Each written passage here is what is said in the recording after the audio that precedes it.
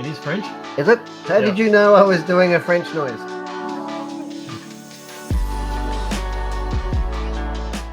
thought you were going to say something else too. What? Show me your fromage. Show me the fromage. Where do you keep your fromage? You've lost it. I've lost it. I don't know. But yeah, very nice kit. This is from Copper State Models. Copper State Models specialize in World War One subjects. World War One stuff, don't they? And they're based in Latvia. And they make some really nice plastic model kits. And this is of the Caudron, the G.3. French aircraft. Caudron. Really unusual looking aircraft. Did you just call it the G.3? Is it the G.3? I think it'd be the G.III. We're getting a language lesson at the same time. A G.III. So let's have a look at the front, right? So this is the weird looking bit. So you've got the fuselage. This is just a short little stuffing bit. It doesn't matter. And then you got the wings here, and you got two wings, which means it's a biplane. I don't know why it's got lots of string holding it together. Well, it's lightweight. And you got the bamboo. Why bamboo? I don't know. It looks like bamboo. It's probably not bamboo. I don't think it would be bamboo. And then it's got these big long sticks down the bottom. Oh, that's to keep the landing gear on. Well, that would have been a hairy, scary landing. Because it's just going to like slides. Yeah. So it's got front wheels to tip down on and then slide. That's it. Yep. So it drags the rear end. That'll be hairy, scary, yeah? Oh, the crazy French, huh? That's right. Oh. So I've seen some of these built up. I have shared them before. What? Built up models. You see that? So basically, they are just held together with string. It's the kind of plane I'd like to fly. Yeah. So if you did want to rig these, you use EasyLine, okay, the stretchy stuff, and you use the blue stuff, which is on all the French aircraft. Why? Because I don't know why they use that color. French blue? I'm not sure. Someone might be able to fill me in on the history there. Really nice boxing, very safe boxing. Not once I get in there. No? I'm going to smash it. Open up. Oh! And you get this really retro-looking manual. Wow. Very thick. Okay, so it's got CAD-colored images to help you assemble. And it's got lots of research. So it's very looking like the old wing-up wing style. Garçon. Who? Beautiful. What's Garçon doing? They had a G and a G.II before the G.III. Excellent. Oh, straight into the rigging, straight up. That. Okay, so here's the legend of all the bits. So plastic bits across here, and then we've got decals which are printed by Cartograph, and then some photo etch as well. So it actually includes wire. It includes wire. It's not plastic. It's wire. I don't think it includes it. That's optional. So it says use that because not everyone wants to rig it. Why? What else are you going to do with it? They'll give you the instructions how to rig it if you want to. Shows you even how to do the wiring harness. Yeah, isn't that crazy? So, a bit like we saw before, the full interior tank. Well, this is absolutely full interior aircraft. Now, that is good instruction manuals, isn't it? Yeah. That is the kind of instruction manuals. The wicker type seats, actually, you can see the wicker pattern in the molding. I'd call it rattan. Rattan? Oh, it's not broken yet. No, rotten. Rusted. Oh. There we go. Beautiful kits. So, this is one of their later kits.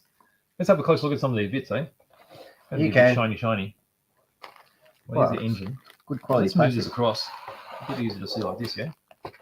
Oh, get in tight. The G.III. So you can see all the multiple pieces for the engine, front and back sections. It's a radial engine. It is. And then you got your, these are push rods, yeah? Push rods from the crank in the side here. You've got your cylinder heads here. So the more pieces you get, it's more work, but it'll give you a much more detailed finished product in the end. Big, thick sprues for how small the parts are. That is a robust mold if ever I've seen one. It is. The Latvians love a robust mold, don't they? They do. Well, here's the basic frame. Actually, I'm zoomed all the way in, right? So, where is it? That is the base, isn't it? There's a big bit of wood that goes on the base. That's actually plastic. This is plastic, but on the real one, yeah. And then basically the fuselage attaches to this front section here. Got hubcaps. Hobbies, yes. So multi-piece wheels. Got bat wing cross sections here. You see how they've got the cross ties. So got two sprue there like that. Considering the sprue's so thick, it's actually got a lot of detail in the surface finish.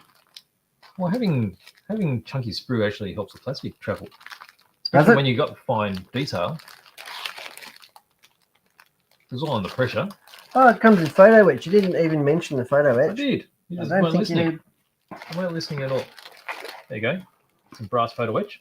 Okay, that's for the seat belts. Got some seat belts across here. Other fine details too. Some straps. Cartograph do decals for all the good kits, don't they? They do. They are They do. would you call them the industry leaders? Yes, they are definitely. I mean, they're doing for Tamiya. Yeah. Okay, here we've got some of the wings. You would think that Tamiya would do their own. Look at the scalloping on the edge of these wings. Looks like a bat. That's right. Your big prop. Okay, so this is 32nd scale. But it's only a You're small counting plane. here. Yeah, it is a small plane. Very cool. What else we got there? Got this thing. Got this thing. All right, some more wings. And what do you got over there? Got a little bit of clear. Don't know what glasswork it would have So had. these ones that I looked at here, this must be the horizontal stabilizers then. So there's a wing, Not sure. Well, it's a biplane. and then you got another wing with a fuselage.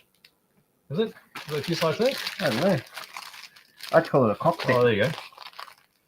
There you go there. Oh, I guess it would be a cockpit, yeah. It's pretty compact. So there's two people that will be sitting in there. There's There's your seats. your wicker chairs. Oh, interesting. You can see all the interior detail there as well, all the ribbing. What are the clear bits like? Pretty clear. Yeah, pretty hard to see, eh? Yeah, because they're clear. Yep. You'd hope so. And then you got the decals, yeah? Yeah, made by Cartograph. There you go, Cartograph decals. All the way from Italy. That's right. Cartograph, very, very thin, so that once they're applied, they look like they've been painted on. Well, that's what makes them so beautiful. Really nice. The Italians must have some technology that nobody else has, hey? Yeah, Because printing technology. you'd think that Tamiya, no, Yeah.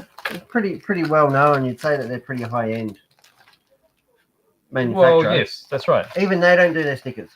No, so Tamiya decals are traditionally known as really thick, easy to put on, difficult to damage, but they can look a bit chunky out of scale. But beautiful kits, copper state models, can't go wrong. So Yeah. I do army cars as well. So all World War I era. And do the little figurines in the white boxes.